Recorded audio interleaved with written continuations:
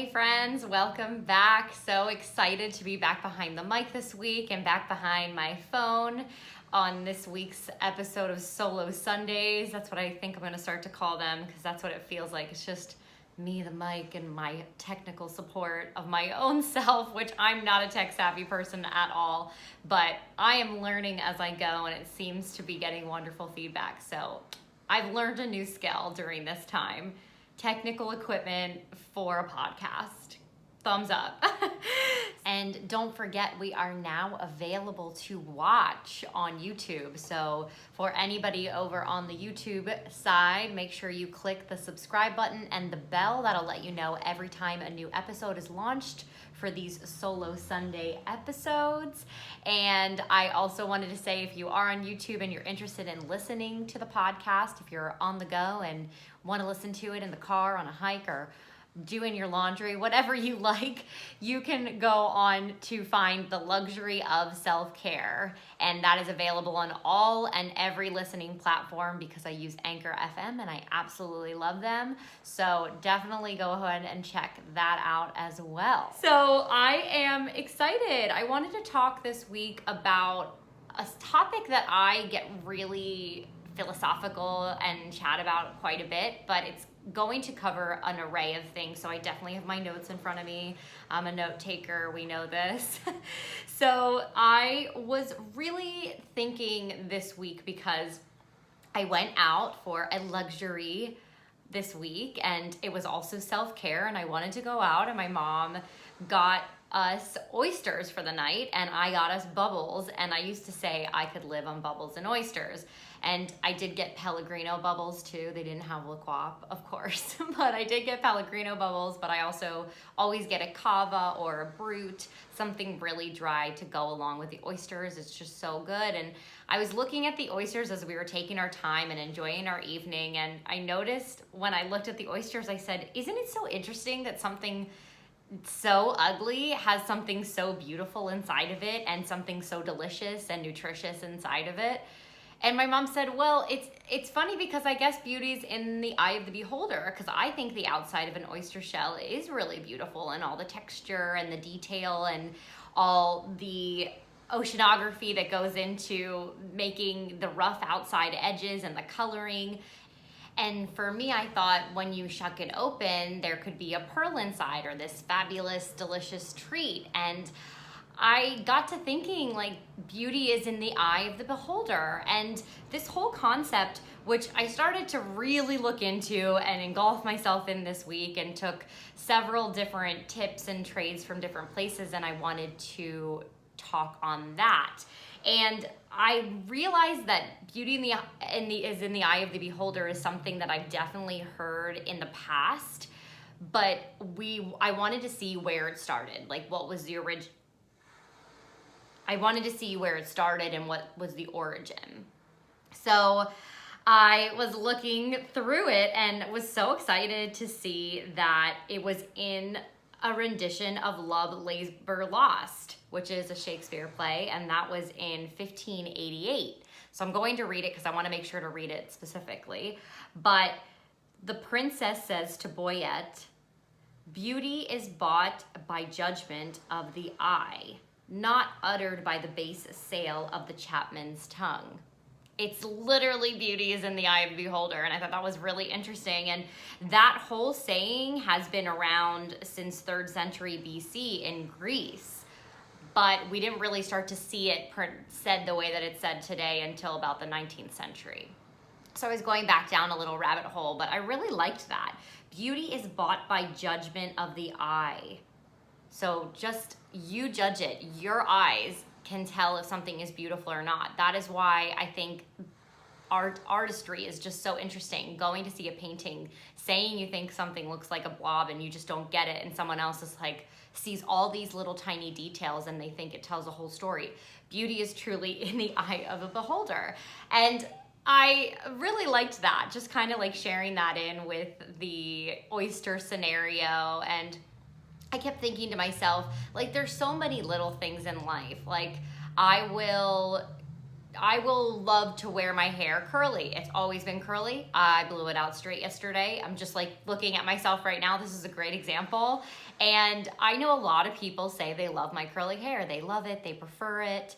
My boyfriend loves it both ways, but he prefers it curly because that's how he met me. So he just feels like that was when I first fell in love with you. I just thought you were beautiful with the curly hair.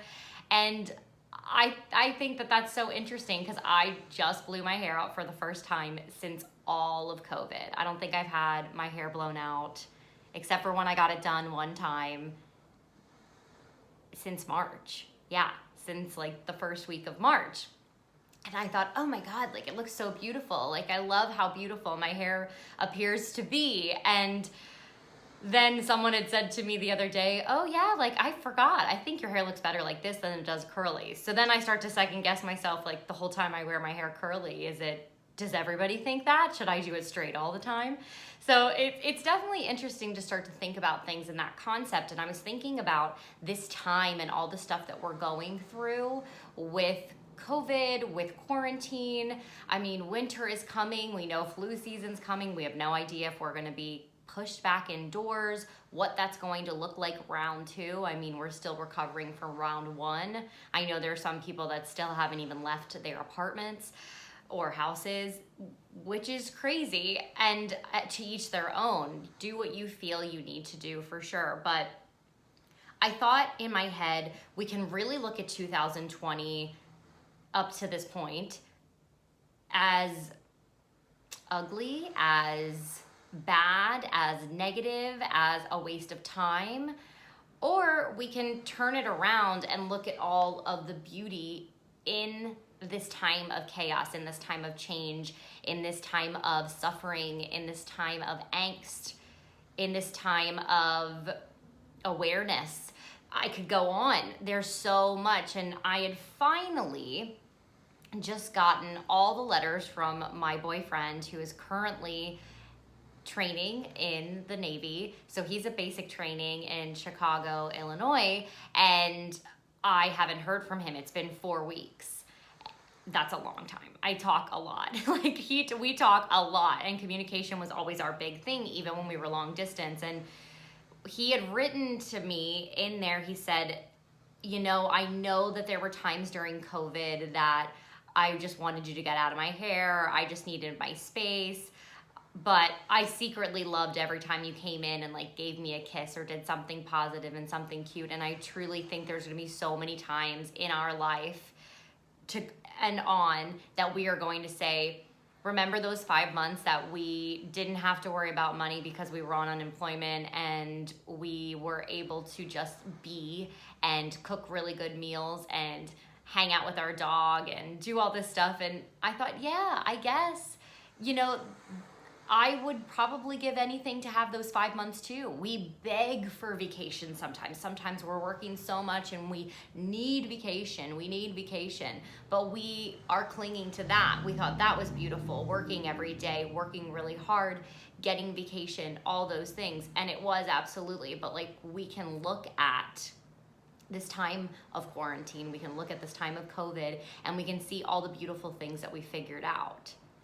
Again, a great comparison to that. I was hearing someone talk about this a while back as well, and I'm not sure if I read it or saw it, but they said, you can look at a rose bush and say, oh, isn't it so unfortunate that there are all those thorns, and it's really hard to clip them and get the roses out from the rose bush, and those thorns and all the negativity, that's what the thorns will represent.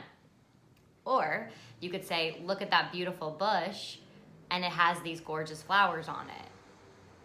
Bush with thorns, bush with flowers. Which one sounds more appealing to you? Right, beauty is in the eye of the beholder. So someone may take time to look at all the negative, and someone else may take time to smell the roses and look at the positive. And I just wanted to go over a couple other things on this list that I had, but something good can truly come out of something ugly, and things really aren't always the way that they appear. Like I said, I'm looking at that oyster, and if you didn't know that there was a fabulous pearl inside or a delicious treat inside, you would just look at it and think it was an ugly stone. I think I would think that. But we don't have to feel beautiful every moment of every day. I was just thinking about this. You know, there are definitely times realistically that I don't feel the most beautiful. There are definitely times I look at myself and I'm like, yes, girl, you look great today. Like nailing it, giving me just that confidence boost. And I would give that to someone else as well. But sometimes I catch myself still looking at my reflection and I'm like, ugh, like I'm not looking so hot today. And I think maybe we should wait. Like sometimes I'll say maybe we should wait another week of workouts before I put on that outfit or something on those regards. But the point is that we have to keep smiling and keep reminding ourselves that we are worth it. You are worth it. And we must just keep saying that we're perfect the way that we are. Really, truly. And I am just starting with Lululemon brand again, and I'm working part-time for them here in my hometown of Lancaster, PA. If you're a Lulu fan, come visit me at the store if you live in Lancaster, woohoo. And I am so thrilled because they talk a lot about how they wanted to make some changes given the changes that were currently going on, and we are now offering up to size 20 for women. And I love that because I don't want people to think that you have to be tiny and thin to wear Lululemon clothes, because it's truly not the case. You can be wherever you're at in your process. Your goal may be all the way over here and 100 pounds to lose if that's what your goal is. But you may be in the process that you've only lost 20 so far. So the beauty is in the eye of the beholder. You may look at yourself in the mirror and be like, I am killing it. I am looking so good. And your trainer is probably like, you are killing it. You are looking so good. And then if someone makes you feel like absolute garbage because you can't fit into their brand of workout wear, how bad is that, right? So we want to open everything up as a team to make sure that everyone feels comfortable in where they are at right now. And where you're at is a beautiful place. Always remember that. Always remind yourself of that. There is so much. We just need to start to continually we need to start to continue to have that type of confidence, because if you notice that confidence in you, it's going to start to exude, and everyone else around you is going to be like that. There are so many people in life where I have watched some of the work they've done, and it's good. I wouldn't say it's incredible and life-changing, but it's good. But because they are so confident in themselves and in their product, that is why everyone else wants to buy from them, whether it is someone doing sales, whether it's an actor, whether it's an artist. Having that confidence in yourself and showing yourself that you are marketable and you are worth it is going to show it to everyone else. I really promise you that. So I want you to start to inflict that in your life. And I want you to pick something out on yourself that you absolutely love. You're like, this is my number 10. This is my best quality, whether it's a personality trait, whether it's a portion of your body, whether it's your shoulders, whether it's your favorite freckle, whatever it is. And I want you to post it on your Instagram, and I want you to tag me and hashtag the luxury of self-care. And I want you to remember that through all the self-care that you're always doing, there is something on you that will always make you feel 100%. Yes, whether it's I have the best eyes, or my teeth are incredible, I'm so glad I had braces, or I didn't even have to get them, my teeth are incredible. Whatever that is, and I want you to remember that beauty is in the eye of the beholder, because there is so much beauty in you. And there's so many times where I think to myself, I'm really proud of what I just put together. And then someone that I love dearly, whether it's a family member or a partner, doesn't get as enthusiastic about it. And then I start to lose my confidence on it because I think it was beautiful and I think it was amazing, something that I put out. And then they may just be like, yeah, that was cool. Or I didn't really think that you should have blah, blah, blah. And then all of a sudden my range of confidence starts to slowly diminish and lower and lower and lower and lower. But if I keep the beauty in the eye of the beholder, I'm the one who did it. It was my product. It doesn't really matter all the riffraff of everyone else. I can slowly build myself right back up to where I was. So take those things. I want to know if there's anything that you specifically feel that you can take away from this, or if you're really enjoying something like this, or you have something to add, definitely DM me, have a conversation with me, because I'm always here. And I just want us to feel so much better about ourselves and better about what's going on right now, because there's so much negativity, and I'd rather us figure out how we can make it better, and we can find the beauty in the chaos, and we can find the beauty in the uncertainty, and we can find the beauty in the fact that we have time right now to maybe just flush everything else out, reevaluate, and move forward. So stop trying to control everything around you. That is why it's not working. You are right where you're supposed to be. The journey is right where we're all supposed to be. Remember, when things are going bad for you and you want to blame it on COVID, remember that everyone right now is going through COVID. And you can either be the mouse that sits there and waits for the cheese to come to you, or you can have guts and get out there and make it happen for yourself. So find your beauty, find your inner soul, tag whatever it is in your life that you think is beautiful, that you're going to hang on to. I mean, let's look at a space even. There are things around me all the time where I have lived in so many different spaces, for so many different contracts, for so many different shows that I was a part of. And the space wasn't always necessarily beautiful, but it took some positivity and a creative mind, and I was able to make the space beautiful, right? I saw this quote too, and some look for beautiful places and others make a place beautiful. Not all people get to choose where they live, right? We don't always get to choose where we're living, but we have to use that positivity, and we have to use that creative mindset. And it can go a long way. Like, there are little things we can put around our house all the time to bring us some joy. I even wanted to get something a little bit more festive for the fall, and I didn't have too much money to spend for it. So I was on Amazon today and I bought some fall tea towels. And I feel like that's just going to bring a little bit more beauty into my kitchen. They all match, but it'll bring beauty for the season in the kitchen. And I bought a new candle from a friend of mine because he has these beautiful candles and he's a small business. His name is Bryce Wagner, and it is called, his candle company is called the Prism Candle Company. And if you would like a 10% off discount, definitely reach out to me. I'm going to make you part of the newsletter, and I will give you that 10% off discount. He has one right now called Pregame. That's the one that I just bought, and I cannot wait. It sounds like it smells amazing, and I love good candles, and I think it makes the space beautiful. So if there are little things that you can do, if you feel like your space at home isn't even beautiful, there are some really small things you can do, and it takes time. I took time to accumulate all the stuff in my space that I have here, and when I moved in, everyone thought, oh my God, like your place looks amazing. But I had also collected all these things over 3-4 years, and I just brought my old apartment into a new one and just made it work in a new space. So finding the beauty, I know there's so many things that are negative, but I know you can find the roses amongst all the thorns.